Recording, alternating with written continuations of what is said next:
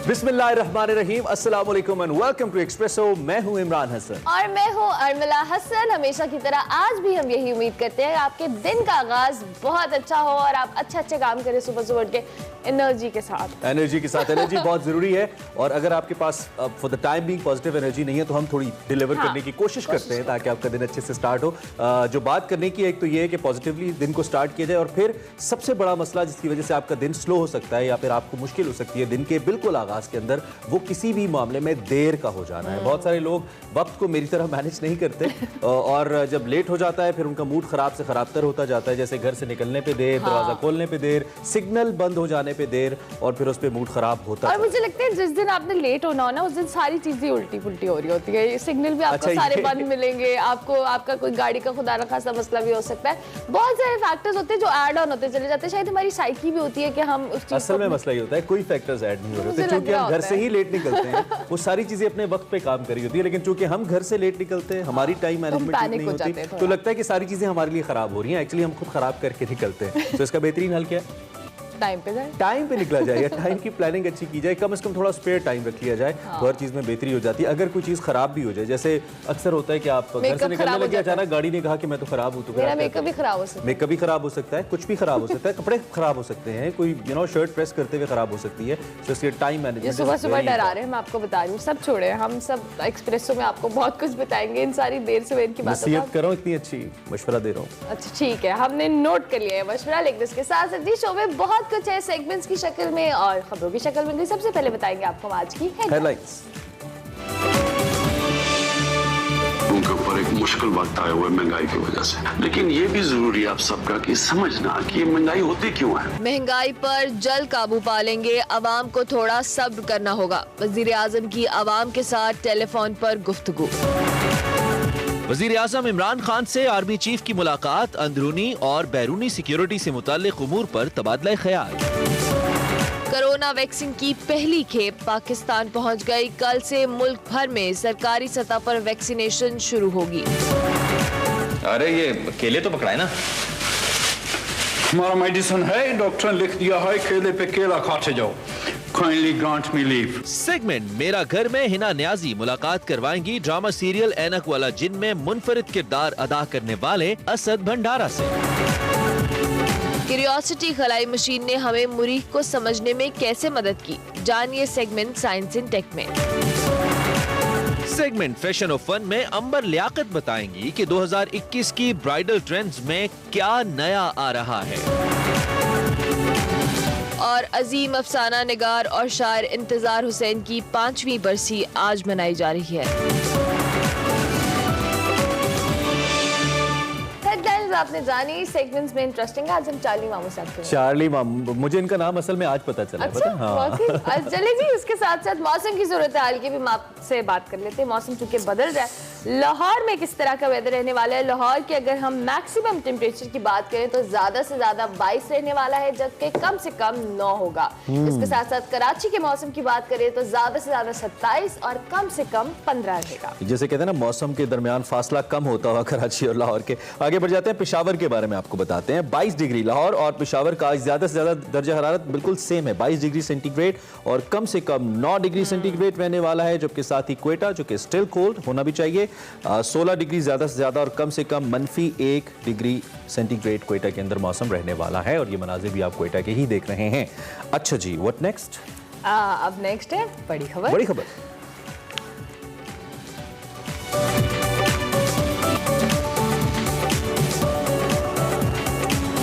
तो कल वजीर आजम अवामी अदालत में पेश हुए। ये वजीर आजम का कहना है, हुकूमत का मानना है, इमरान खान ने आपका वजीर आजम के साथ प्रोग्राम में टेलीफोन पर 1.5 घंटे तक अवाम के मुख्तलिफ सवालात के जवाब दिए। अहम सियासी और गैर सियासी इशूज़ पर वजीर आजम ने बात की और तब्दीली के लिए अवाम को मजीद इंतजार का मशवरा भी दे दिया। साथ साथ उन्होंने गिलगित बल्तिस्तान को दुनिया की सियाहत का मरकज और बलोचिस्तान के वसाइल बलोच अवाम पर खर्च करने के ऐलानात भी किए। वजीर आजम ने कोरोना वैक्सीन की बिला तफरीक तकसीम का भी पैगाम दिया और सेहत से मुतल्लिक सवाल पर वजीर आजम ने अपने बढ़ते वजन का भी शिकवा किया और फिटनेस के बारे में भी अवाम को मुफीद टिप्स भी दी। महंगाई के हवाले से मुख्तलिफ सवालात पर वजीर आजम का कहना था कि रुपए की कदर कम होने से पेट्रोल और बिजली की कीमतें बढ़ती हैं और महंगाई में इजाफा होता है। साथ साथ उन्होंने परेशान आवाम को मजीद सब्र करने की भी तलकीन की और साथ कहा कि ऑपोजिशन पर भी उन्होंने खूब बाउंसर मारे और किसी सूरत करप्ट यूनियन को एनआरओ ना देने का मौक़िफ़ दोहराया।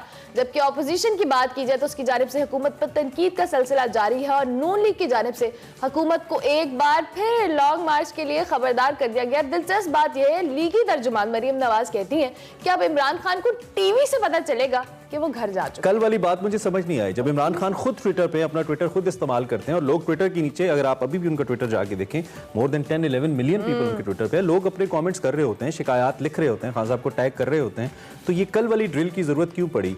और फिर सवाल वही क्यों थे जो हम नॉर्मली हर टॉक शो में हर वजीर से पूछ रहे होते हैं, why they want the different things and what about the solutions. कल भी पीएम ने रेफर किया जो पीएम पोर्टल है उसकी तरफ लोगों को कि अगर आप कब्जा माफिया के खिलाफ आते हैं, कोई और मसाइल है तो पीएम पोर्टल के ऊपर आइए। पीएम पोर्टल एक बहुत अच्छा, अगर मैं कहूँ कि इमरान खान साहब का अब तक का सबसे अच्छा इनिशिएटिव पाकिस्तान में प्राइम मिनिस्टर पोर्टल है तो गलत नहीं होगा, क्योंकि उसके जरिए बहुत सी चीज़ों पर डायरेक्ट अगर अमल ना भी हो, कार्रवाई ना भी हो, एक्शन जरूर होता है, उसका रिस्पॉन्स जरूर आता है, ये हमने देखा है। So this was the achievement. But कल आपने देखा प्राइम मिनिस्टर ने आपको किस तरीके से रिस्पॉन्ड किया। इसी पे हम बात करेंगे, आगे बढ़ेंगे। अली मोहम्मद खान साहब हमारे साथ मौजूद हैं, वजीर बराए पार्लिमानी उमूर, उनसे जरा बात कर चुके हैं। 1997 में नवाज शरीफ भी कर चुके हैं, यूसुफ रजा गिलानी भी पीटीवी के प्रोग्राम्स में आके ये डायरेक्ट बातचीत करते रहे हैं और कल वजीर आजम ने भी कर दिया। तो क्या फ़र्क पड़ा फिर? कोई वजीर आजम ने अवामी आरा की रोशनी में पॉलिसी तब्दील की है, कोई नया अमल होगा हुकूमत की जानिब से? बिस्मिल्लाहिर्रहमानिर्रहीम, अल्लाहुम्मा सल्ली व सल्लिम व बारिक अला सय्यिदिना मुहम्मद। बहुत शुक्रिया। बिल्कुल मैं इस बात से एग्री करता हूँ। मियां साहब ने भी माजी में किया और गिलानी साहब ने भी किया है। मैं समझता हूँ हर वज़ीर आज़म को अवाम के सामने जो है वो जवाबदेह होना चाहिए और वो रिस्पॉन्ड करते हैं तो अवाम को एक अपनाइयत का एहसास होता है। लेकिन पिछले 10-1 साल से ज़्यादा से ये सिलसिला रुका हुआ था। दूसरा ये है कि उस जमाने में जब ये सारा कुछ हो रहा था, ना फेसबुक था, ना ट्विटर था, ना आपका इंस्टाग्राम था, सोशल मीडिया नहीं था, इलेक्ट्रॉनिक मीडिया भी कंट्रोल नहीं था, बल्कि ना होने के बराबर था।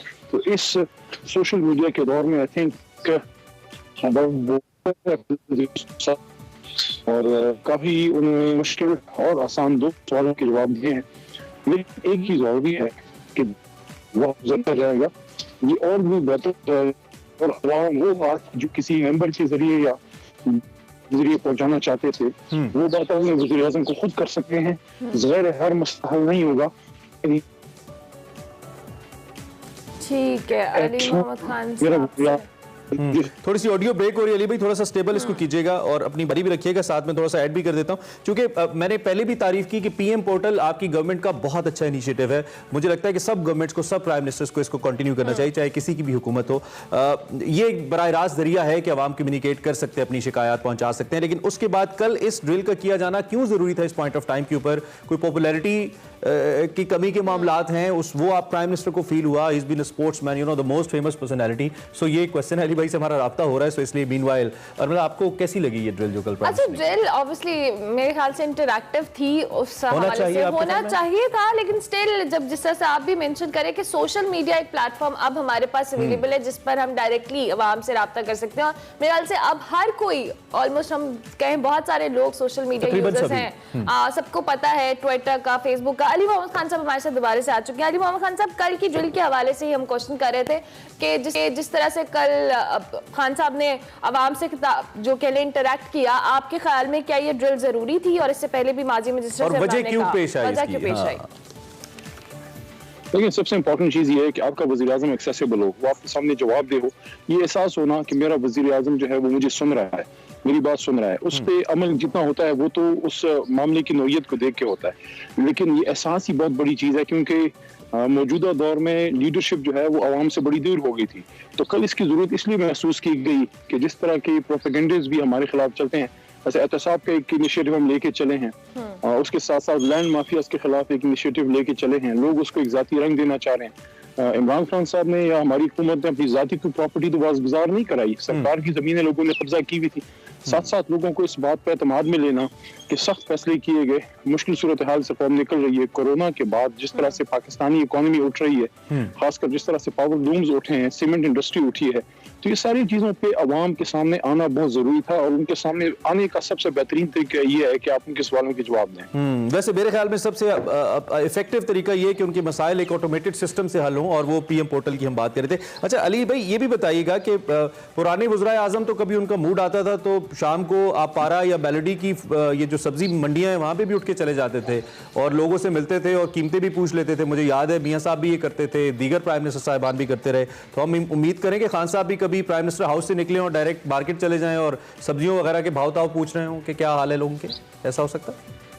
यस, इट इज पॉसिबल, लेकिन एक चीज है कि मौजूदा जमाने की जो सूरत हाल है, जो सिक्योरिटी कंसर्न्स होती हैं, वज़ीर-ए-आज़म का ओहदा बड़ा अहम होता है। ये एक शख्सियत पे मुनसर नहीं होता। इमरान खान, नवाज शरीफ, अली मोहम्मद आप या मैं अहम नहीं है, अहम पाकिस्तान के वज़ीर-ए-आज़म का ओहदा है। तो उसकी हिफाजत बहरहाल हमारे इदारों की रिस्पॉन्सिबिलिटी होती है। जहाँ जहाँ वो अलाउ करते हैं, सिक्योरिटी कंसर्न जब अलाउ करती हैं तो वो जाते भी हैं और जाएंगे भी। लेकिन मैं समझता हूँ कि इस तरह ये एक्सपेक्ट करना कि बिल्कुल बाजारों में वज़ीर-ए-आज़म घूम रहे बगैर सिक्योरिटी के, वो शायद पॉसिबल ना हो। लेकिन मुख्तलिफ बाजारों में जाना जो है वो तो एक मामूल की बात है। वो जो आपके इतवार बाजार टाइप जगह होती है, जुमा बाजार या सस्ता बाजार, वहाँ जाया जा सकता है। मुख्तलिफ जगहों पे और जाया जा सकता है, लेकिन कंसर्न्स की वजह से नहीं जाया जा सकता है। अली मोहम्मद खान साहब, पीटीएम के हवाले से डेडलाइन गुजर गई है, अभी भी पीटीएम कह रहे हैं जी हम लॉन्ग मार्च, एक बार फिर से उन्होंने खबरदार किया। उसके साथ साथ मरियम औरंगजेब साहिबा कहती हैं कि वजीर आजम को टीवी से पता चलेगा कि वो घर जा चुके हैं। क्या कहेंगे इस हवाले से?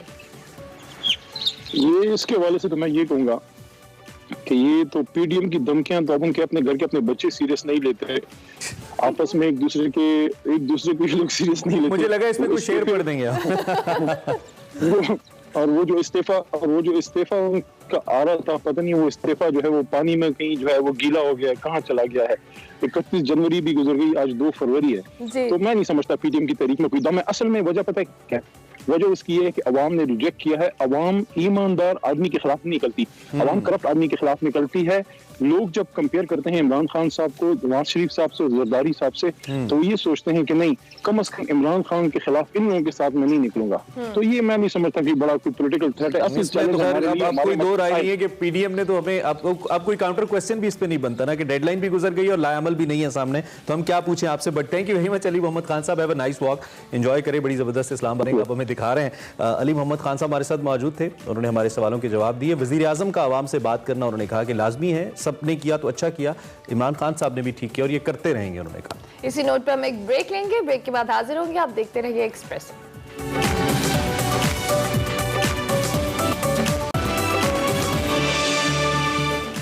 Welcome back to Expresso. Programme में बात करेंगे अफगान अमल की। तो जो बाइडेन इंतजामिया के आने के बाद दोहा अमन मुआहिदा खतरे में पड़ गया है। पहले अमेरिका की तरफ से अमन मुआहिदे पर नजरसानी का ऐलान किया गया था, लेकिन अब ये मुआहिदे खत्म होता नजर आ रहा है, क्योंकि अफगान तालिबान और अमेरिका ने एक दूसरे पर मुआहिदे की खिलाफ वर्जियों के इल्जामात लगा दिए हैं। दूसरी जानिब अफगान तालिबान ने भी इल्जाम लगाया है कि अमेरिका हर रोज इस मुआहिदे की खिलाफ वर्जी कर रहा है। ये सूरत हाल कशीदा ही हो रही है। वैसे जो हम देख रहे हैं, अमेरिकी फोर्सेज शहरों, गाँव और देहातों पर बमबारी कर रही हैं, या न सिर्फ मुआहिदे की खिलाफ वर्जी कर रही हैं बल्कि इंसानी हकूक की पामाली कर रही हैं, ये तालिबान का कहना है। जबकि पेंटागन के तर्जुमान जॉन किर्बी ये कहते हैं कि तालिबान अपना वादा नहीं निभा रहे। तालिबान ने ना तो अलकायदा से रवाबित खत्म किए हैं, ना ही पुरतशद्दुद कार्रवाइयाँ तर की हैं जो दोहा अमन मुआहिदे के अहम नुकात हैं। दोनों में से खिलाफ वर्जी कौन कर रहा है? क्या खिलाफ वर्जी हो भी रही है या नहीं हो रही? Good morning as well. एक तो ये कि ये अफसोसनाक बात है, कम से कम हमारे लिए तो डेफिनेटली है और इस रीजन के लिए भी है। लेकिन यहाँ पे जो की क्वेश्चन है कि ये क्यों हो रहा है, आपके ख्याल में वजह क्या है इसकी?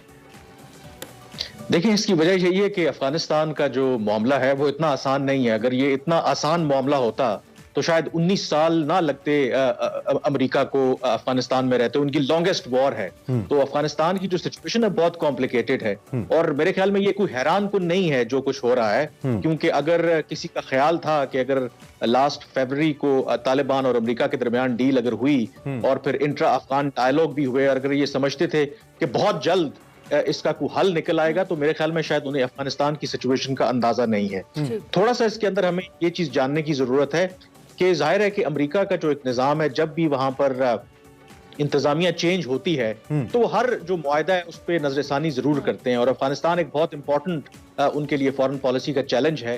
तो जाहिर है कि जब जो बाइडन आए हैं तो उन्होंने रिव्यू जरूर करना है। अब मेरे ख्याल में ये कहना अभी कबल वक्त है कि ये मुआहिदा खत्म हो जाएगा।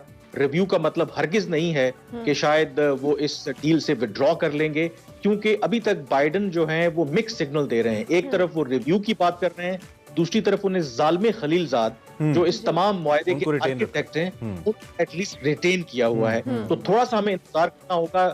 जब तक क्लैरिटी नहीं आती उस वक्त तक हम ये नहीं कह सकते कि बाइडन जो है वो बिल्कुल विड्रॉ करना चाहते हैं, क्योंकि अमेरिका के पास और कोई ऑप्शन नहीं है एक्सेप्ट कि वो पॉलिटिकल सेटलमेंट। ठीक है। अच्छा कामरान, पेंटागन के तर्जुमान जॉन किर्बी ने भी खबरदार किया कि अगर तालिबान ने शराइत को पूरा ना किया तो मई तक जो अमरीकी फौजियों के इनखला का मामला है वो पकड़ सकता है। अफगानिस्तान में अगर हम देखें जो करंट सिचुएशन है, क्या अफगानिस्तान से जो अमेरिकन फौजी है या आर्मी है उनका मई तक इनखला मुमकिन हो पाएगा?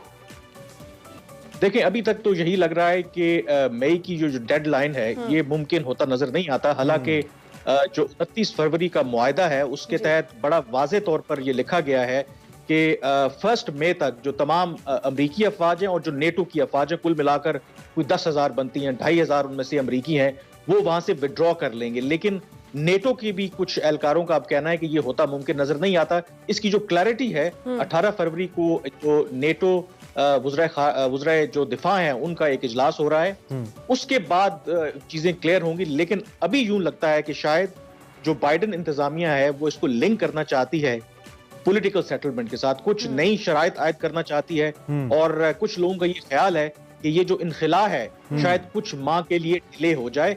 और मेरे ख्याल में ये जो पाकिस्तान के हुकाम हैं वो भी ये समझते हैं कि दो के पॉलिटिकल सेटलमेंट चाहते हैं। वो चाहते हैं कि वो भी गैर मुल्की अफवाज हैं, उनका ऑर्डरली और एक रिस्पॉन्सिबल इनखला होना चाहिए। ऐसा नहीं होना चाहिए हालात वहां पे खराब हो, आप वहां से विड्रॉ कर लें और मजीद अफगानिस्तान में खाना जंगी हो। ठीक है, इसमें तो फिर जो बाइडन के लिए मजीद चैलेंजिंग भी हो सकता है, बट आई थिंक क्योंकि अगर खुदा न खास्ता कोई और बड़ा नुकसान हो जाता है, कोई और कार्रवाई हो जाती है, मजीद अमरीकी फौज पे कोई अटैक होता है तो मामला बिगड़ भी सकता है। पाकिस्तान का आपने चूंकि जिक्र कर ही दिया, तो where do we stand now in this whole situation? Pakistan के लिए आने वाले वक्त में कोई मुश्किल तो नहीं होगी, या आपको लगता है कि अगर ये मामला तूल पकड़ेगा तो हमारी इंपॉर्टेंस मजीद बढ़ती चली जाएगी? How do you see this? देखिए, अफगानिस्तान के कॉन्टेक्स्ट में तो बड़ा वाज़ेह है कि पाकिस्तान की इंपॉर्टेंस है। अगर जो अमेरिका के नए वजीर दिफा हैं जो सेंटकॉम के चीफ भी रहे हैं, उन्होंने अपनी जो सेनेट की कॉन्फर्मेशन हेयरिंग है उसके अंदर वाज़ेह तौर पर कहा कि अफगानिस्तान की जो एंड गेम है उसमें पाकिस्तान का बहुत कलीदी किरदार है। पाकिस्तान का जो मौक़िफ़ है अभी इस वक्त, पाकिस्तान ये समझता है कि ये एक रेयर अपॉर्चुनिटी है, हिस्टोरिक अपॉर्चुनिटी है कि तमाम फरीकैन किसी सियासी हल की तरफ जाएं। और पाकिस्तान या महज इसको ऐसे बनाया जा रहा है नई ट्रंप एडमिनिस्ट्रेशन के आने के बाद? हम सीनियर तज्जियाकार और हमारे एंकर पर्सन कामरान यूसुफ साहब से उनका तज्जिया लेते हैं कि वो इस सूरत हाल में क्या राय रखते हैं। Kamran, thank you for joining us early in the morning. Espresso में आपको एक बार फिर से खुशामदीद। बात कुछ हेल्थ सेक्टर की कर लेते हैं तो खैबर पख्तूनख्वा से अच्छी खबर आ रही है, जहां पे सेहत कार्ड की तकसीम का अमल मुकम्मल हो गया, जिसके बाद Khyber Pakhtunkhwa universal health coverage फराहम करने वाला पहला सूबा बन गया है। It's big news. इस प्लान के तहत 4 करोड़ शहरी जो हैं खैबर पख्तूनख्वा के, हुकूमत ये कहती है कि उनको अब मुफ्त हेल्थ इंश्योरेंस मुहैया कर दी गई है और हर खानदान को मुल्क भर के 400 से ज़ायद सरकारी और प्राइवेट हॉस्पिटल्स में सालाना 10 लाख तक का इलाज मुफ्त फराहम किया जाएगा। बिल्कुल। और पंजाब की भी बात करें तो पंजाब में भी तहरीक इंसाफ की गवर्नमेंट है, यहाँ पर हेल्थ सेक्टर्स में क्या इकदाम किए जा रहे हैं, कोरोना की सिचुएशन कैसे है, इस हवाले से हम बात करेंगे। हमें सूबाई वजीर सेहत डॉक्टर यास्मीन राशिद साहिबा ने join. Madam, thank you so much. सबसे पहले तो हम आपका बहुत शुक्रिया अदा करेंगे कि आपने अर्ली इन द मॉर्निंग हमें एक्सप्रेसो में ज्वाइन किया। और अगर हम बात करें कोरोना के हवाले से तो ओवरऑल पंजाब की सिचुएशन क्या है, हम चाहेंगे कि आप भी हमारे देखने वालों के इस हवाले से अपडेट कर दें। बहुत शुक्रिया। इस वक्त पंजाब के अंदर आपको पता है इन्फेक्टिविटी रेट जो है वो तकरीबन 3.5 के करीब है और बहुत हद तक हमने प्लेटो कर लिया है। प्लेटो का मतलब ये है कि यानी तकरीबन जितने मरीज रोजाना आते हैं उतने ही मरीज जो हैं वो सेहतयाब होकर घरों को जा रहे हैं। और कल के दिन के अंदर 445 केसेस जो है नए सामने आए। और लेकिन जो अहम चीज समझने की वो ये है कि जो नंबर ऑफ केसेस हैं वो आहिस्ता आहिस्ता कम हो रहे हैं। यानी जो सेकंड वेव है अब वो थोड़ी सी डिक्लाइन होनी शुरू हो गई है, जो कि एक अच्छी खबर है, क्योंकि खास तौर पे हमारी कंसर्न थी कि अब स्कूल्स और कॉलेजेस भी खुले हैं और अल्लाह ताला खैर रखे और ये इन्फेक्टिविटी रेट कम रहे। ताकि हमें मजीद परेशानी का सामना न करना पड़े। तो फर्स्ट वेव जब गुजरी थी, सेकंड वेव को हमने बहुत ज्यादा सीरियसली आई रिमेंबर नहीं लिया था, और थोड़ा सा हम भी यानी कि अवाम और हुकूमत भी परेशान हो गई थी क्योंकि वो ज्यादा स्वेयर थी। खुदा न खासा कोई थर्ड वेव टाइप की खबरें तो नहीं है आपके पास, या दुनिया भर से तो खैर अभी तक उस तरह की खबरें नहीं है अल्हम्दुलिल्लाह। आपके पास क्या अपडेट है बीइंग मिनिस्टर हेल्थ? देखिए, मेरा ख्याल है सबसे बड़ी ये बात है, जब तक इंशाल्लाह वैक्सीनेशन मुकम्मल नहीं होगी, और ये सिर्फ हमारा नहीं पूरी दुनिया के हालात ही ऐसे हैं, तब तक ये कहना कि ये कोविड कहीं चला गया, वो तो कहीं नहीं गया, कोविड तो यहाँ मौजूद है। अगर रोजमर्रा पंजाब के अंदर 400-450 इन्फेक्शंस आ रही हैं, इसका ये मतलब है कि ये इन्फेक्शन तो इधर है। हम लोगों ने बहुत हिफाजत और एहतियात करनी है। जो रोजमर्रा का आपको कह रखा है कि भाई आप लोगों ने हिफाजती तदाबीरें इख्तियार करनी है, मास्क पहनना है, पब्लिकली जब आप जाएं सोशल डिस्टेंसिंग करें। मेरा ख्याल है अब बहुत हद तक कुछ लोग कॉन्शियस भी हो गए हैं। फिर सबसे बड़ी ये बात है कि वैक्सीन अब जैसे आपको पता है कि इंशाल्लाह वैक्सीनेशन का अमल कल से शुरू हो जाएगा, उससे बहुत फर्क पड़ेगा in the near future, because उम्मीद है कि अगले 2-3 माह के अंदर बहुत बड़ी तादाद जो है वैक्सीन की लोगों को जब लग जाएगी तो बहुत हद तक फिर इस बीमारी के ऊपर हम काबू पा सकेंगे। ठीक है मैडम, अगर हम यूनिवर्सल हेल्थ कवरेज के हवाले से बात करें तो खैबर पख्तूनख्वा की बात करें, पहला सूबा बन गया पंजाब में। इस प्लान के तहत या इस कवरेज से मुतालिक क्या कहने अपडेट्स हैं और इस पे किस तरह से अमल किया जाएगा पंजाब के हवाले से अगर हम बात करें तो? अब पंजाब भी इंशाल्लाह जिस तरह खैबर पख्तूनख्वा ने यूनिवर्सल हेल्थ इंश्योरेंस की है कि हर जो शहरी है खैबर पख्तूनख्वा उसके पास एक हेल्थ कार्ड है जिसके तहत वो अपना इलाज करवा सकता है निजी अस्पताल में और सरकारी अस्पतालों में और बगैर खर्चे के। वो ही हम इंशाल्लाह पैटर्न यहाँ फॉलो कर रहे हैं। आपको पता है इससे पहले 52 लाख कार्ड हम बांट चुके थे, लेकिन अब इमरान खान साहब ने और उस्मान बुज़दार साहब हमारे चीफ मिनिस्टर साहब ने कहा है कि हमने 2,93,00,000 जितने पंजाब के फैमिलीज हैं इंशाल्लाह उन सबको इस साल के आखिर तक मुकम्मल तौर पे कार्ड मिल जाएंगे। पहली गो में यानी इस ये जो कह रहे हैं माली साल के अंदर 2 डिवीजन, इसके अंदर साहिवाल डिवीजन और बीजी खान डिवीजन जिसमें तकरीबन 7 जिले बनते हैं, उनको इंशाल्लाह इसी माली साल में मिल जाएंगे, यानी जून 30 से पहले उनको ये हेल्थ कार्ड मिल जाएंगे।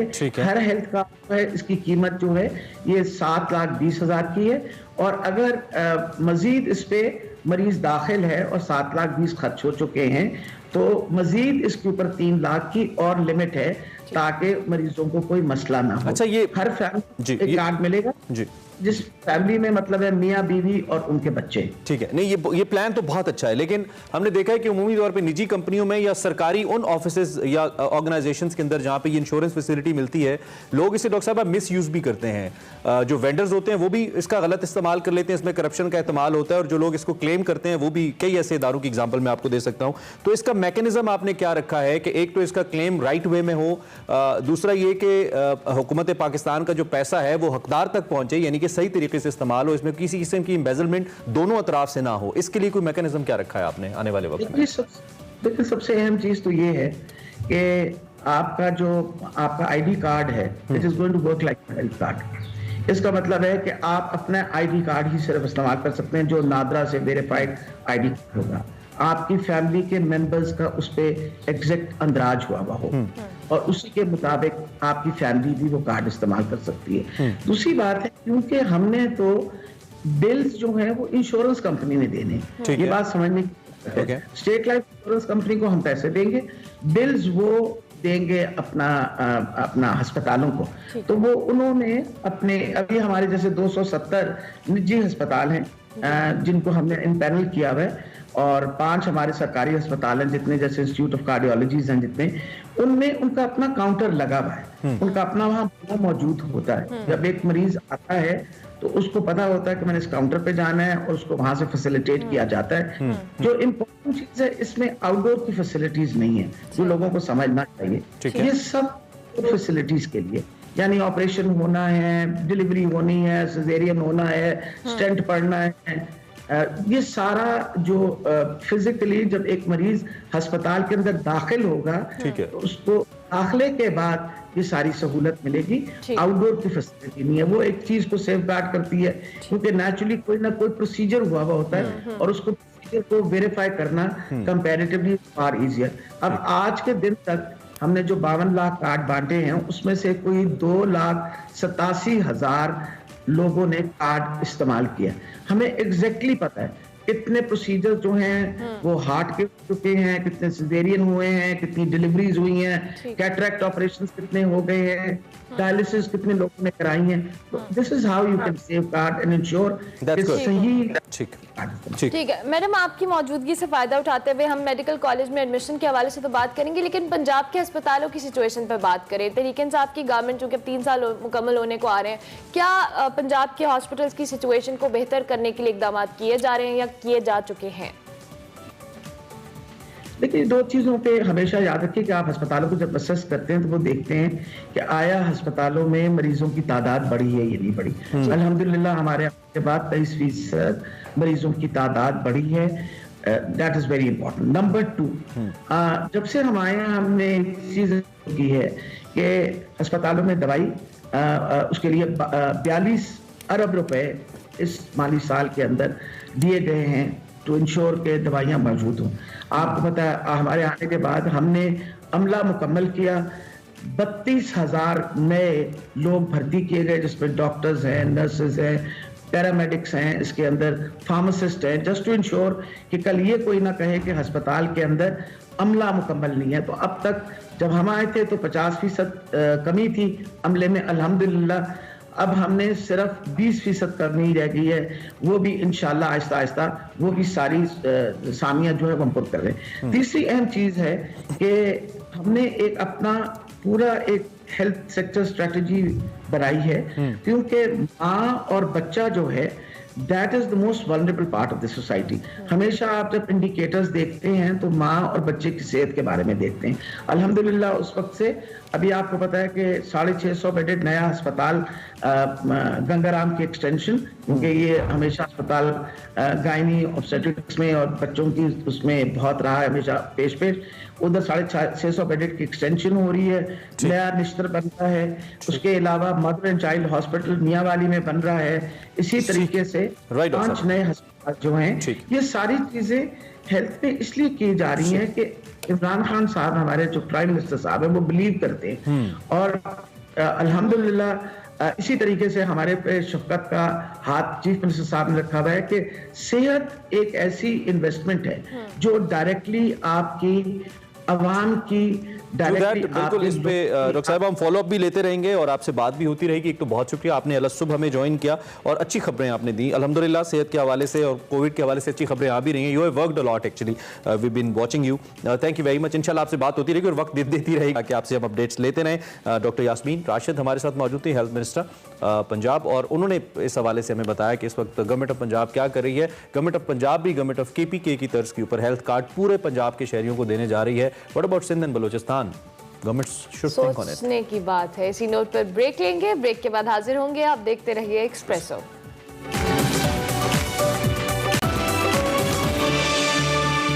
Welcome back to express. और अब बारी है हमारे सेगमेंट फैशन और फन की, जिसमें अंबर याकत हमें मेहंदी डिजाइनर के साथ कुछ नए ब्राइडल ट्रेंड्स के हवाले से बताने वाली है। सो देखते हैं फैशन और फन।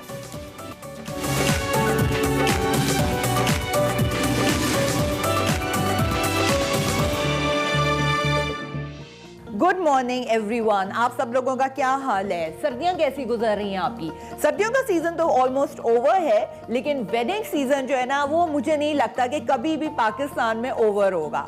आज मैं लाहौर के एक मेरे जो पर्सनल फेवरेट डिजाइनर है मेहदी, उनके ब्राइडल स्टूडियो के अंदर हूँ और उनकी जो स्पेशलिटी है वो ब्राइडल कुट्योर है। बट उससे पहले दुल्हनें जो है वो काफी कंफ्यूज होंगी कि अब आने वाला अपकमिंग वेडिंग सीजन है उसके अंदर क्या चीज इन है और क्या चीज आउट है। ये सारी चीजें हम मेहदी से पूछेंगे। बट उसके अलावा मेहदी की जो स्पेशलिटी है जो मुझे पर्सनली पसंद है, that he plays with a lot of colours and silhouettes. अगर आप मेरे साथ ये खड़ी हुई एक मैनिक्विन देख रहे हैं, इसके अंदर देखिए कितने सारे कलर्स हैं जो मेहदी ने इनकॉर्पोरेट किए in one ensemble. So I really like this. हम मेहदी से पूछेंगे कि वो कलर्स कैसे चूज करते हैं, कॉन्ट्रास्ट कैसे बनाते हैं कलर्स के, और इसके अलावा इस साल 2021 में what is the latest design for in bridal couture. So let's go and have a chat with Mehdi.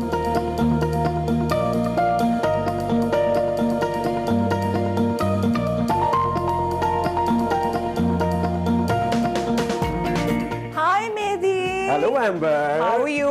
Virtual hug. I am very well, thank you. How are you? Thank you for Welcome having to House of Mehdi. Thank you for having me. I'm so delighted कि आपके इतने खूबसूरत bridal studio में आज आपने हमें time दिया है एंड इतनी खूबसूरत ये हमें जोड़े नजर आ रहे हैं. लेकिन पहले मुझे आप ये बताएं कि ये आपने कब बनाया bridal studio, because you were always in Gulberg. Exactly. My Mehdi Pret store is there in Gulbarg. That's just the ready-to-wear stuff where like you can get the ready-to-wear clothes, even ready-to-wear bridals as well. And it's been a year and a half since you know we moved here. अच्छा मेरी मुझे बताएं कि parade का कितना वैसे आजकल trend है. एंड यू आल्सो सेड कि ready to wear bridal. Ready to wear bridal क्या होता है, जरा हमारे लोगों को ऑडियंस को बताएं. हाँ जी, देखिए Pret is actually doing very well these days because of the corona and every you know the pandemic. And it's also easy कि एकदम से आप गए अपनी पसंद का आपने जोड़ा निकाल लिया है और दर्जी के चक्कर नहीं लग रहे हैं. Exactly. और दूसरा ये कि Amber हम लोगों ने जो Mehdi Pret है वो भी it's very exclusive. And then the ready to wear bridal means that you know now because of corona the events and the weddings वो जरा कुछ intimate हो गई हैं और जरा छोटे functions हो गए और बहुत सारे लोग ऐसे हैं जो चाहते हैं कि इसको अपने budgets के अंदर रहें.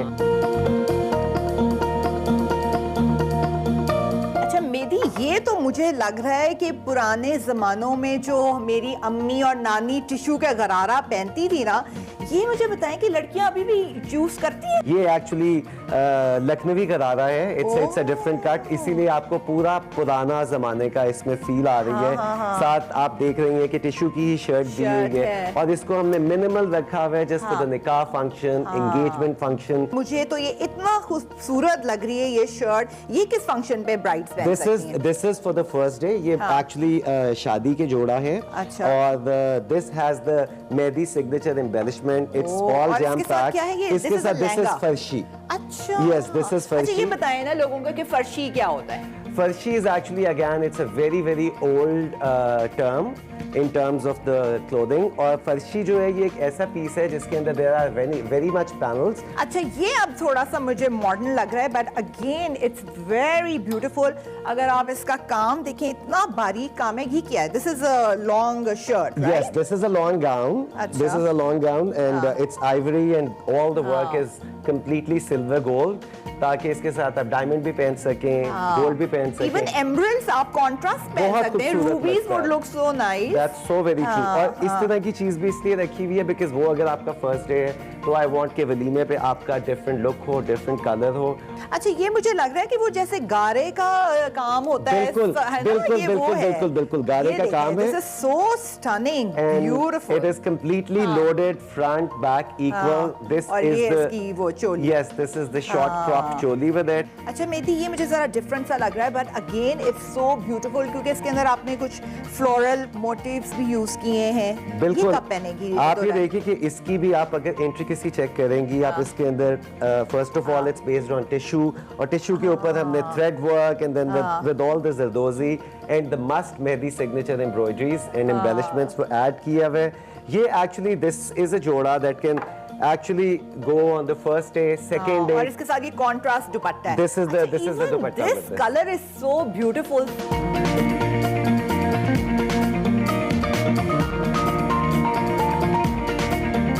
मेरी जो हमारी शादियां होती है ना पाकिस्तान में वो सिर्फ दुल्हन और दूल्हा उसमें इम्पोर्टेंट नहीं होते. दुल्हन की माँ उतनी इम्पोर्टेंट है, दुल्हन की बहनें उतनी इम्पोर्टेंट है, दूल्हा के बहन भाई उसकी अम्मी बड़ी इम्पोर्टेंट होती है. उनको हम भूल नहीं सकते और मेरी तो बिल्कुल नहीं भूलते. इसी वजह से इनका इतने खूबसूरत, जितने खूबसूरत इनकी ब्राइडल्स हैं उतने ही खूबसूरत इनके इनको क्या कहेंगे, हेवी फॉर्मल्स हैं. अच्छा look at this Mehdi, I love it. मतलब इसके अंदर एटलीस्ट 4 रंग तो मुझे नजर आ रहे हैं. है ना? 4 तो हैं. और आप ये देखें the blending of the colour कि आप कलर्स, हालांकि शार्प कलर्स को, लाउड कलर्स को हैंडल करना is not an easy game for people. और ये इसको क्या कहते हैं? Dhaka pants. Yes, these are the Dhaka pants with it. and then this is like a longer shirt which has beautiful gota. अच्छा मेदी, दिस इज सो अमेजिंग क्योंकि मैं तो इसको रिप्ड जीन के साथ पहनूं, but you can somebody also can wear it with as a dress. But ये है क्या? This is a coat, this is a jacket. This is a jacket actually, and I must tell you कि हमारा clientele जो है मेदी का clientele वो सिर्फ और सिर्फ पाकिस्तान में नहीं है, वो clientele जो है वो all over the world Around है, the globe, across the border. Across the border बहुत सारे orders आते हैं.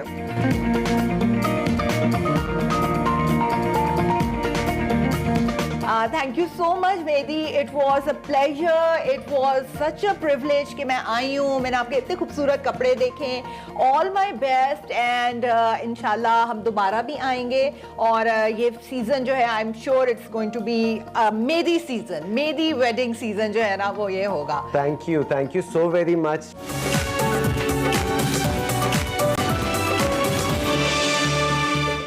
एक्सप्रेसो में आपको एक बार फिर से खुशामदीद। और अब वक्त हुआ चाहता है हमारे सेगमेंट मेरा घर का, जिसमें हिना न्याजी आपकी मुलाकात करवाएंगी ऐनक वाला जिन मशहूर और मारूफ ड्रामा के चार्ली चैपलिन असद भंडारा साहब से, उनकी लाइफ, उनके घर के हवाले से। सो देखते हैं सेगमेंट मेरा घर।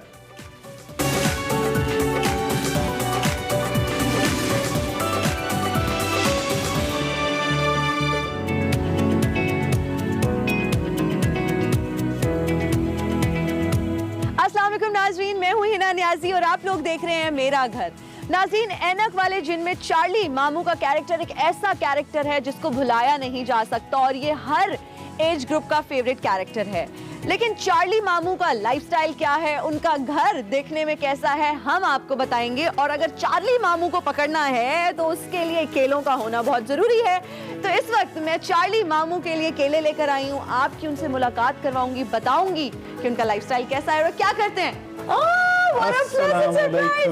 कैसे हो आप? मैं ठीक हूँ चार्ली मामू, आप कैसे हैं?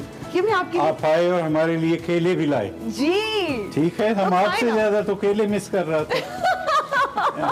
तो प्लीज आप ये स्टिक मुझे पकड़ाएं और आप केले खाएं। हम जरूर केला खाएगा। अच्छा, मुझे हमें तो डॉक्टर ने भी कहा है कि केले पे केला खाना है, वो भी अकेले खाना है। मतलब इन केलों में से मुझे कुछ नहीं मिलेगा? वो भी चाय में डबो कर, बच्चा नहीं खाता है केला, हम ही खाएगा चार्ली मामू। मतलब नाज़रीन, ये तो थे चार्ली मामू, लेकिन चार्ली मामू के कैरेक्टर के पीछे एक बहुत जबरदस्त पर्सनालिटी छुपी है जिनका नाम है असद भंडारा साहब। तो आइए आपको मिलवाते हैं असद भंडारा साहब से। चार्ली मामू, केला अभी भी नहीं मिलेगा?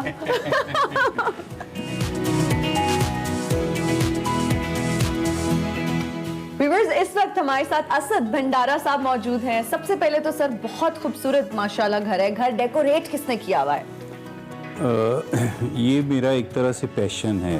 अच्छा। तो मैं पर्सनली सारा जो भी है ये सारा खुद ही करता हूँ। घर तो हम आपका देखेंगे, मुझे ये बताएं कि हमने सुना है कि आपका एक और सीरियल आ रहा है सिमिलर टू ऐनक वाला जिन, उसके बारे में थोड़ा सा पहले तो बताएं। हमारे जो नस्तूर हैं, क्योंकि हम ऐनक वाला जिन तो अब नाम नहीं रख सकते पीटीवी के अलावा। हाँ जी, हाँ जी। तो हमारे नस्तूर जिन जो हैं, जो ऐनक वाला जिन बने थे, उनके नाम से वो अब दोबारा हम शुरू कर रहे हैं।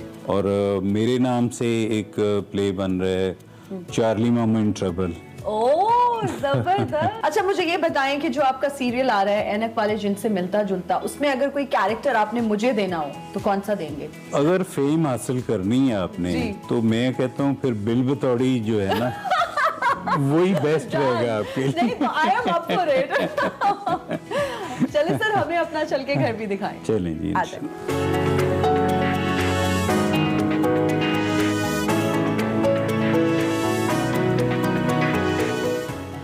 वाओ, माशाल्लाह।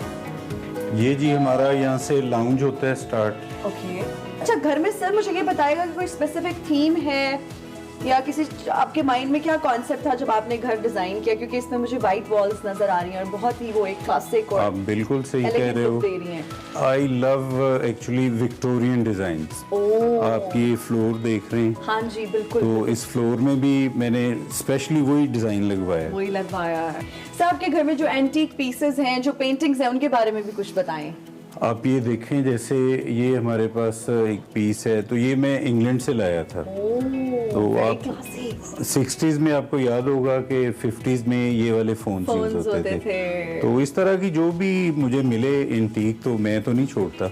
सर आपके घर में मुझे जगह जगह मिरर्स नजर आ रहे हैं और कुछ ग्लास का भी वो फ्रेम बहुत रॉयल सा सामने जो लगा हुआ है, आपने लगाया हुआ है, बहुत ही एक रॉयल इफेक्ट दे रहा है। तो are you obsessed with glasses and mirrors? बिल्कुल। आप देखें कि जिस रूम में भी आप मिरर लगाते हैं ना, तो उसकी वो ब्रॉडनेस बढ़ जाती है, तो ऑब्वियसली उसकी लाइटिंग भी बेहतर हो जाती है। हाँ जी। फिर आपने जब नखरा शखरा करना होता है तो स्पॉट्स होते हैं कि आप वहाँ रुक के चेक करें कि आई एम फाइन, कि हाउ डू आई लुक। बिल्कुल। और ये जो वार्म लाइट्स लगाई हुई है, ये भी बहुत खूबसूरत फील दे रही हैं और बहुत कलर को इनहांस कर रही हैं। मेरे काम में एक्चुअली आप देखेंगे कि बेशक जब मैं घर बनाता हूँ तो वो खाली भी होगा ना, तो आपको वो लगेगा कि ये तो फुली फर्निश्ड है, तो उसका कोई कॉर्नर भी आपको बोरिंग नहीं लगेगा। ये गारंटी मेरी। असद भंडारा साहब, अभी मैं अपने नए घर में शिफ्ट हुई हूँ और मैं डेकोरेट उसको भी करना चाहती हूँ। तो आपके घर से बहुत सारे आइडियाज चोरी करके मैं लेके जाऊंगी। चलिए, अल्लाह खैर रखे,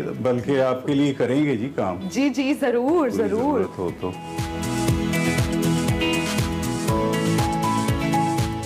असद भंडारा साहब, आप घर को कौन सा हिस्सा में दिखा रहे हैं? अब मैं आपको वहाँ लेके चलता हूँ जहाँ पे सबसे ज्यादा टाइम स्पेंड करने को दिल करता है।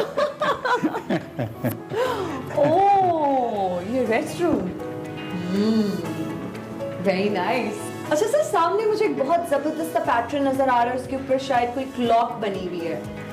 बेसिकली वो खाली इमेज ही मैंने यूज किया है जी, तो उसके रेफरेंस तो सनलाइट का है इसमें। तो वो मुझे आइडिया था कि आप देख रहे हैं उसमें जो वो बना हुआ है क्रॉस भी, बिल्कुल, तो जैसे सूरज ही बाहर आ रहा है ना, बाहर आ रहे तो वो कॉन्सेप्ट से फिर मैंने कहा कि पूरी वो लोग तो विंडोज लगा देते हैं। हाँ जी, हाँ जी, तो हाँ उससे बेहतर कुछ ऐसा किया जाए कि जो यूनिक भी हो, एस्थेटिकली प्लीजिंग भी हो, आर्टिस्टिक। आपकी वो क्लासिक जो थिंकिंग है वो भी बाहर आए। तो सो मैंने ये आइडिया कंसीव करके फिर मैंने यही किया इसमें। How thoughtful of you, very very classy, बहुत जबरदस्त है। और वाकई आप सही कह रहे हैं कि ज्यादा टाइम इधर ही गुजरता है।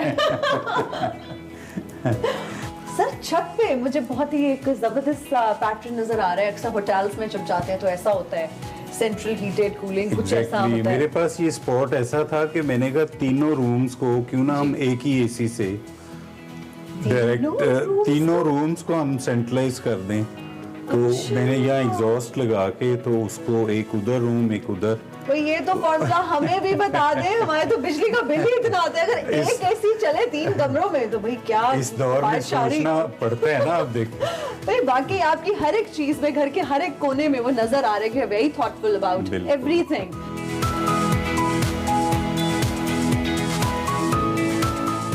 अच्छा सर, यहाँ पर मैं एक कॉम्प्लीमेंट देना चाहूंगी कि घर माशाल्लाह इतना खूबसूरत है और कुछ भी ओवरडू नहीं किया हुआ। जहाँ जिस चीज़ की ज़रूरत है बिल्कुल अप्रोप्रिएट, मतलब जितना वो मिनिमल और खूबसूरत है ना, उतना ही वो क्लासिक और एलिगेंट टच ऐड कर रहा है। अभी मैं अगर शैंडलियर की बात करूँ, जब हम ऊपर आ रहे थे तो लोगों ने बहुत बड़े बड़े जायकेंटिक किस्म के फानूस लगाए होते हैं, शैंडलियर्स लगाए होते हैं, but this looks very classy और बहुत कॉम्प्लीमेंट कर रहा है। और ये जो फ्लावर पॉट्स हैं ये भी बहुत खूबसूरत लग रहे हैं। जी जी, माशाल्लाह। थैंक यू भाई फॉर द गुड कॉम्प्लीमेंट्स। नहीं, your place actually deserves all these compliments. Wow. तो ये आपका ऊपर वाला लाउंज है? जी बिल्कुल। ओके। ना ये आप देखें लाइट जी, आपको ये देख के कुछ वो म्यूजिकल हार्मनी आपके ज़हन में कोई टच आता है? यस, बिल्कुल बिल्कुल। तो ये बस मुझे जब मैंने इसे देखा था तो उसी रेफरेंस से फिर मैंने इसे छोड़ा नहीं। बहुत खूबसूरत। तो इसके ऊपर जो कार्विंग हुई हुई है, सर ये वुड का है या मेटल का है? नहीं, ये डिफरेंट कोई इसकी है, मटेरियल कुछ कास्टिंग हुई इसकी। और सामने मुझे जो डाइनिंग टेबल है वो बहुत ही इंटरेस्टिंग लग रहा है और मुझे लग रहा है कि इसके ऊपर जो पैटर्न है वो कश्मीरी। और सबसे इंटरेस्टिंग ये फॉक्स फर टाइप है, कुछ बहुत ही जबरदस्त एंड वेरी सॉफ्ट। जबरदस्त। अच्छा, इंटरेस्टिंग चीज ये है कि ये एम्ब्रॉयडर्ड है इनका कवर, इनके ऊपर ये फॉक्स फर टाइप का कुछ बहुत ही जबरदस्त सा पैटर्न है, उस चेयर पे भी है और ये दोनों प्लेन है। आप देख लें, ये क्लाइमेट वाइज ही फिर हम करते हैं। जबरदस्त। अच्छा, तो विंटर्स फील देने के लिए। Very nice. और अच्छा मुझे लग रहा है कि आपने इसको बैलेंस किया हुआ है कि अगर वहां पर एम्ब्रॉयडरी है यहाँ पर है और इन पर भी हो जाती तो थोड़ा ओवर। हाँ नहीं वो ओवर हो जाता है और एक्स्ट्रा हो जाता है। लेकिन दिस इज अच्छा। इस टेबल के बारे में कुछ बताएं। ये आप देखिए सारा कश्मीरी टच है माशाल्लाह जो भी इस पे काम हुआ है। तो ये प्योर मार्बल के ऊपर ही सारा काम। अच्छा इसके नीचे शायद वुड है और खासा ये वजनी है इसको। और एक्सपेंसिव भी होगा ऑब्वियसली। आपने ना मुझे अपने घर में सारे एक्सपेंसिव पीसेस बताने ठीक है जाते जाते तो आप फूलों के कलर्स में अगर आप सिंपल कलर यूज करें तो वो ज्यादा सोबर लुक आती है ना, डिसेंट। वो अगर आप इतने हार्ड। हेलो कुछ बच्चे वालेकुम अस्सलाम। आएं जी अब आपको मिलवाऊं। इधर आ जाएं दोनों। ये हमारे रोहान हैं, ये हमारे अयान हैं। ओके माशाल्लाह मेरे नवासे हैं दोनों। तो ये सबसे पहले तो ये बताएं कि करते ये दोनों क्या है, किस क्लास में हो दोनों? 7 तो अभी आप लोग क्या कर रहे थे? गेम खेल रहे थे। तो ज्यादा टाइम घर में क्या करते हो? गेम्स खेलते हो? पढ़ते कब हो? पढ़ते भी हैं 2 घंटे। भाई इसका तो मुझे शौक है एची सोनियन माशाल्लाह। जी जी जी इसको तो मैं कहता हूँ यार हॉर्स राइडिंग करनी, क्योंकि मेरे फादर माशाल्लाह वो बहुत अच्छे हॉर्स राइडर थे। अच्छा हाँ जी। सर सामने ड्राइंग रूम में मुझे एक बहुत अच्छी पिक्चर नजर आ रही है। इस पिक्चर के बारे में कुछ बताएं। बिल्कुल जी, ये वो पिक्चर है जिनका माशाल्लाह नाम आज तक हमारे सर पे सलामत है जी। तो मेरे फादर मियाँ महरम खान भंडारा। तो माशाल्लाह आप देखें उनको और मुझे देखें। मेरा ख्याल है बहुत सारे लोग मुझे कहते हैं कि यार आपकी कितनी शक्ल माशाल्लाह एक जैसी, बहुत ज्यादा शार्प रिजेम्बलेंस है। और ये जो तस्वीर बनाई हुई है कितनी खूबसूरती से, उसमें अगर कलर्स देखें। और माशाल्लाह मेरे फादर बहुत अच्छे हॉर्स राइडर थे। सर यहाँ पर मुझे कुछ बहुत खूबसूरत डेकोरेशन पीसेस नजर आ रहे हैं, एंटीक पीसेस हैं। ये बहुत इंटरेस्टिंग है, इसके बारे में भी कुछ बताएं। ये आप देखें माशाल्लाह इसकी खूबसूरती जी। लेकिन इसके 2 ही सींग हैं जी। तो ये हमें वेरी रेयर, ये हमें सिर्फ अफ्रीका में ही मिलेगा। तो where did you get it from? ये तो लोकली फिर आपको पता ही हम ढूंढने पड़ते हैं जहाँ से अच्छी चीजें मिलें। बिल्कुल। वहाँ पर भी मुझे एक वाइल्ड लाइफ से मिलता जुलता कोई बहुत ही इंटरेस्टिंग एक डेकोरेशन पीस के लिए नजर आ रहा है। जी ये बिल्कुल। इसके बारे में भी कुछ बताएं। ये भी हमारे डियर हिरन है जी। तो इसकी आप आंख देखें कितना रियलिस्टिक, ऐसा लगता है असली आंख लगाई हुई है। एग्जैक्टली बहुत ही अच्छा ये माशाल्लाह उन्होंने बनाया हुआ। हाँ जी, ये भी आपने यहीं से लिया? यहीं से लिया। तो फिर इसमें तो हम बेसिकली फिर जिम्मेदार है ना, जिम्मेदार है। तो हमें फिर वाइल्ड लाइफ से ज्यादा होता है इंटरेस्ट। Very nice. तो ये देखें माशाल्लाह गिलाफे काबा। माशाल्लाह तो ये हमारे लिए एक मुतबर्रक चीज है माशाल्लाह। बिल्कुल बिल्कुल।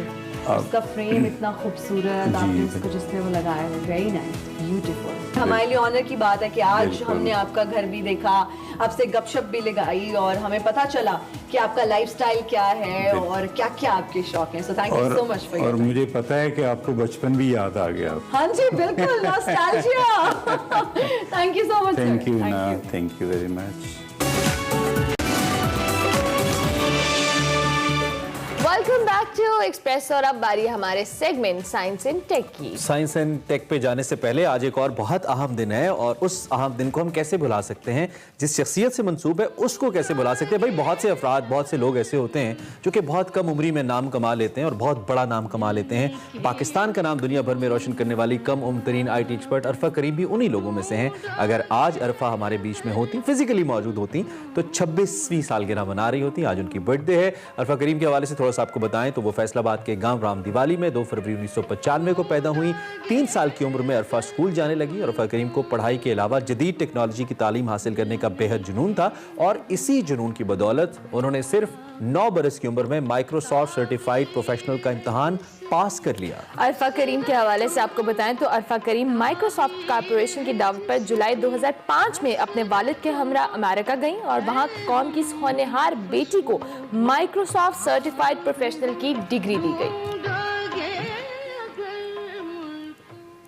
तो हमने ज़रूरी समझा कि हम आज अरफा की बर्थडे। हैप्पी बर्थडे अरफा, आपकी सर्विसेज, आपका नाम हमारे साथ रहेगा। Thank you what ever you have done for us और अल्लाह आपका वो जान अच्छा करे। आगे बढ़ते हुए अब बात कर लेते हैं हम साइंस एंड टेक की।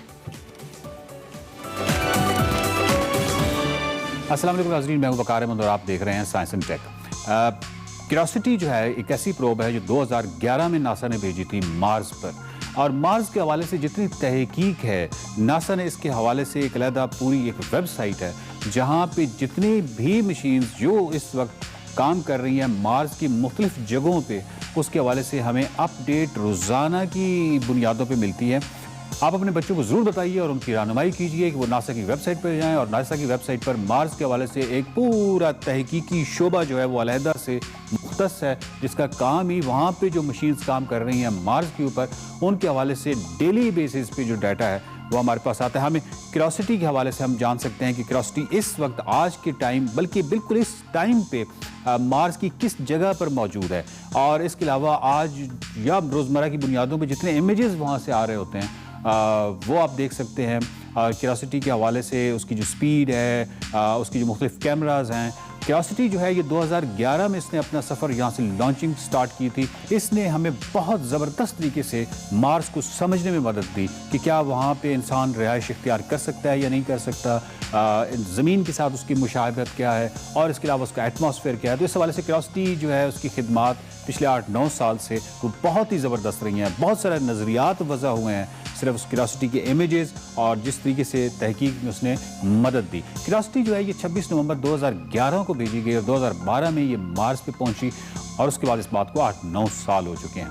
आपके लिए ये बात दिलचस्पी से खाली नहीं होगी कि क्यूरियोसिटी का जो नाम है वो कैसे रखा गया। क्यूरियोसिटी का नाम रखने के लिए नासा ने एक पूरी कैंपेन स्टार्ट की थी और आवाम से कहा गया था कि वो तजावीज़ दें कि ये जो रोवर जो जा रही है मार्स पे, इसका नाम क्या होना चाहिए। तो ये नाम जो है इसके हवाले से 9000 से ज़्यादा एंट्रीज़ आई, और जिसको सेलेक्ट किया गया, जिसका नाम सेलेक्ट किया गया, वो एक 6ठी क्लास की तालिबा थी। 6th ग्रेड की एक स्टूडेंट जो हैं उन्होंने ये क्यूरियोसिटी नाम जो है ये तजवीज़ किया गया था और इसी को सेलेक्ट किया गया, क्यूरियोसिटी नाम रखा गया इसका। नाज़रीन, अपने बच्चों को ये ज़रूर बताइए और उनकी रहनुमाई कीजिए कि वो नासा की वेबसाइट पर जाएं, और नासा ने एक पूरा नासा का तहकीकी शोबा जो है वो सिर्फ मार्स के लिए मुख्तस है। मार्स के ऊपर जितनी भी मशीनें काम कर रही हैं, परसेवरेंस जो है ये अभी फरवरी में पहुंच जाएगी वहाँ पे, उससे पहले क्यूरियोसिटी है, बहुत सारी ऐसी प्रोब्स मुख्तलिफ जगहों पे काम कर रही हैं जितने भी रोवर्स हैं। तो उसके हवाले से जितना तहकीकी मवाद आता है, जितने इमेजेस आते हैं, जो कुछ हो रहा होता है, वो आप नासा की जो वो वेबसाइट है मार्स के हवाले से उस पर आप देख सकते हैं। आप यहाँ तक देख सकते हैं कि आज क्यूरियोसिटी ने कहाँ से कहाँ तक सफ़र किया, क्या स्पीड रही, और राइट एट दिस मोमेंट वो किस जगह पे है। क्यूरियोसिटी पे 17 कैमराज लगे हुए हैं, और इन 17 कैमराज में डेफिनेटली इंजीनियरिंग के कैमराज भी हैं, लैंडिंग सेंसर्स भी हैं, और साइंस के कैमराज हैं। तो डिफरेंट कैमराज हैं जो कि उसके लगे हुए हैं, और वो तमाम चीज़ें जो हैं वो वहाँ पे आप देख सकते हैं। और वो मार्स के हवाले से जितनी तहकीक है, आपके लिए एक बहुत ही इंटरेस्टिंग चीज़ ये होगी कि मार्स पर जो क्यूरियोसिटी जिस तरह सफ़र करती है, उसकी जो स्पीड है वो कोई अपनी मैक्सिमम स्पीड जो है वो 0.14 किलोमीटर पर आ रहा है, यानी बहुत ही स्लोली और इस तरह सफ़र करती है। आप इसको यूँ समझ सकते हैं कि ये तकरीबन 2 इंचेस पर सेकंड के हिसाब से सफ़र करती है मार्स पे। और आपको मज़े की बात ये बताऊं कि 8-9 सालों में इसने जो टोटल सफ़र किया है मार्स पे वो तकरीबन 22 किलोमीटर है। ये क्रेटर है गेल जिसमें ये सफ़र कर रही है, और 22.97 किलोमीटर जो है ये अब तक सफ़र कर चुकी है।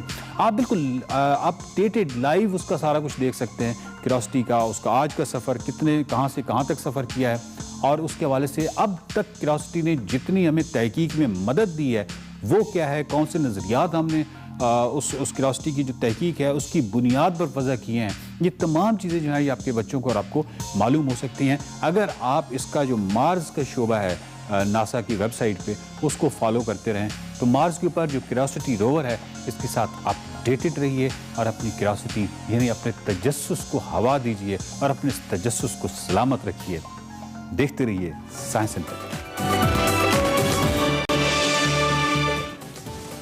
आज मुझे पता था, आज मैंने नहीं किया, और मैं इस उम्मीद के साथ कि आप हमारे साथ शो को एंजॉय कर रहे हैं और अभी तक आपका हमारा साथ बहुत ज़बरदस्त गुजरा है। वैसे अच्छा हो गया था, हम देख रहे थे खास तौर पे जो भंडारा साहब का घर था मुझे बहुत अच्छा लगा, चाली मामू का। खैर आगे बढ़ते हुए अब आपका मूड और अच्छा करेंगे और लाइट करेंगे, और अब आपकी मुलाकात एक ऐसे टैलेंट से करवाएंगे जिन्होंने कमाल किया है। हम वो हमारा आज का उड़ता सितारा है। इससे पहले कि हम उनका इंट्रोडक्शन करवाएं, आज देखते हैं सेगमेंट उड़ता सितारा।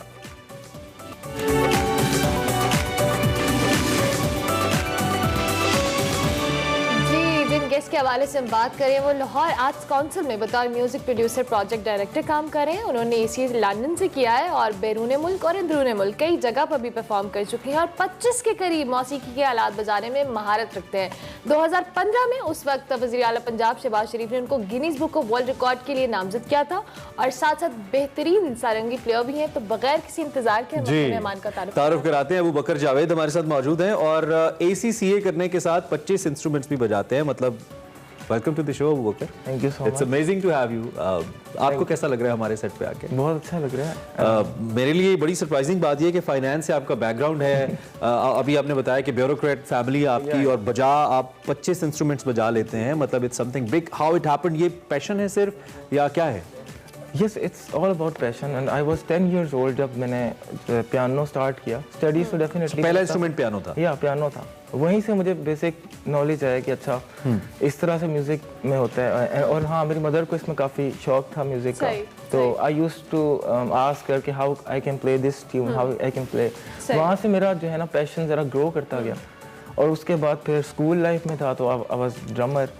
और ये बताएं कि आपने प्रॉपर्ली जितने आप 25 इंस्ट्रूमेंट्स बजाते हैं इनकी प्रॉपर ट्रेनिंग ली है या खुद से भी सीखा है? क्या इसका प्रोसीजर रहा ओवरऑल? तो कुछ इंस्ट्रूमेंट्स जो है ना वो मतलब कि कुछ यूट्यूब से मतलब उसका नॉलेज आ गया और कुछ मैंने उस्तादों से मतलब लेना शुरू कर दिया। सही, इस तरह हुआ है। और बाकी कुछ कॉमन सेंस भी इसके अंदर मतलब अप्लाई होती है। लाइक इसमें फॉर्मूला है ना म्यूजिक का, सुर है, 12 सुर हैं। अब उसके अंदर से सारे इंस्ट्रूमेंट के अंदर डिविजन है, तो उसी फॉर्मूले को यूज करते हुए हर इंस्ट्रूमेंट में मैं चलता गया। ठीक है। And we have got to know कि आप सारंगी भी बजाते हैं। जी, और सारंगी आप साथ लाइव भी इंस्ट्रूमेंट। या मैं and you were saying it is the most difficult. ये डिफिकल्ट क्यों है इस पे हम बात करेंगे, लेकिन हम चाहते हैं अगर पहले आप कुछ परफॉर्म कर लें हमारे देखने वालों के लिए तो फिर उसके बाद हम इस पे जानेंगे। बिकॉज इन्होंने बताया कि सारंगी सबसे मुश्किल साजीना है बजाने के लिए। सो अबू बकर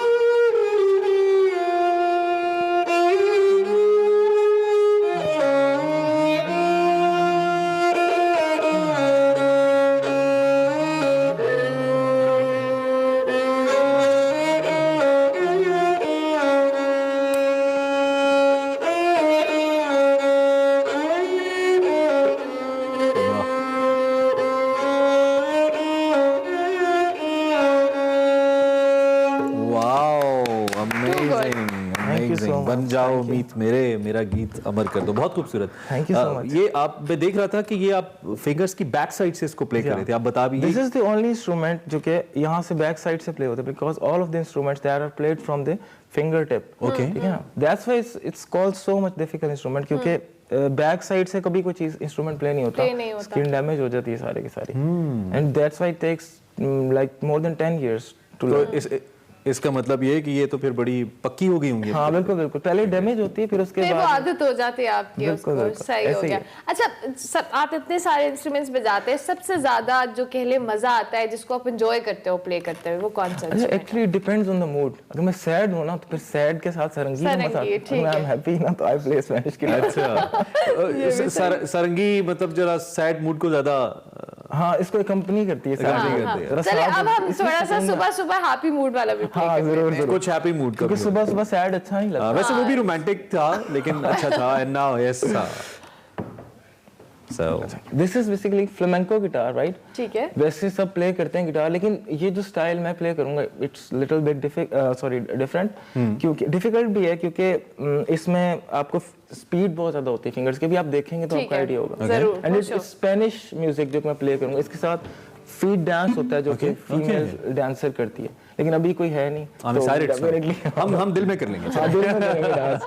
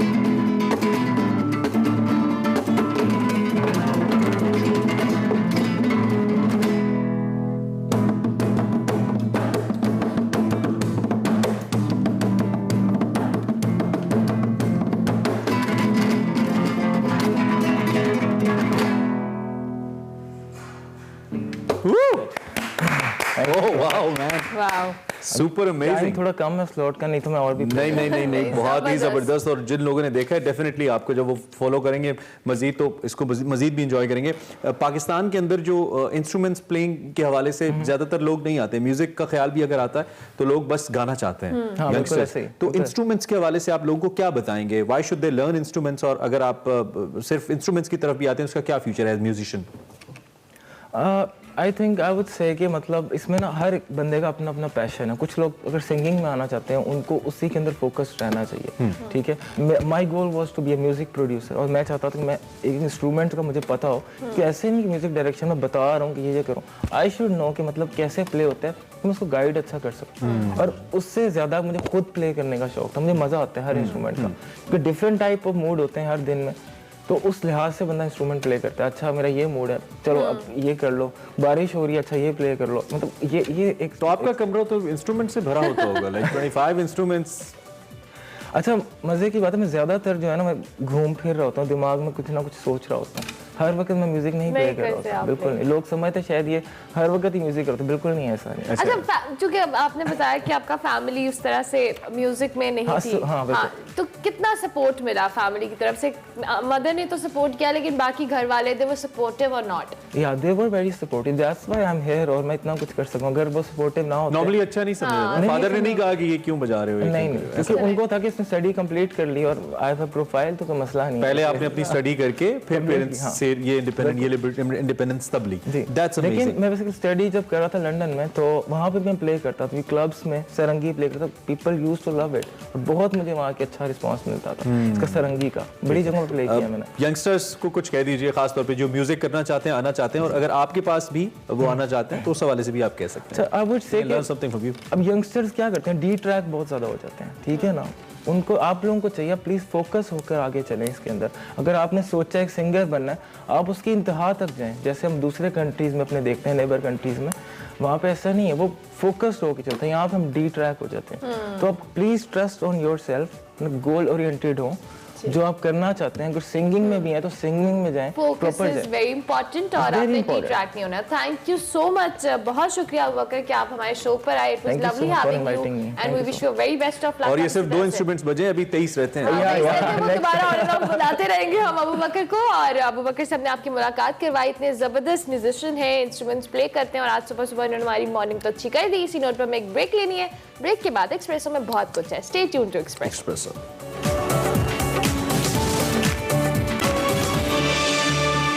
वेलकम बैक टू एक्सप्रेस। और अब बारी है हमारे सेगमेंट हेल्थ एंड फिटनेस की, जिसमें सुबह सुबह खुशी भट्ट हमें कुछ जबरदस्त एक्सरसाइज बताती है। Over to you Khushi. Thank you Urmila and Imran. आज मैं आपको कोर और अपर बॉडी की एक्सरसाइज बताऊंगी जो सारी फ्लोर पे हैं। वेरी इजी एक्सरसाइजेस, इंटरमीडिएट भी बताऊंगी, बिगनर लेवल पे भी बताऊंगी। उसके लिए आपको एक पेयर ऑफ डंबल चाहिए और आपने स्टमक के अंदर खींचना है, head to heel in one line.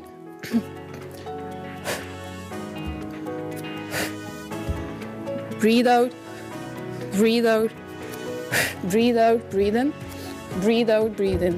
Stomach tight रखना है, hips tight रखने हैं, knee को pull करना है, एक rep करना है each side. Okay, next exercise is on your toes, knees directly below your hips, wrist directly below your shoulder, और push up करना है और kick back करना है.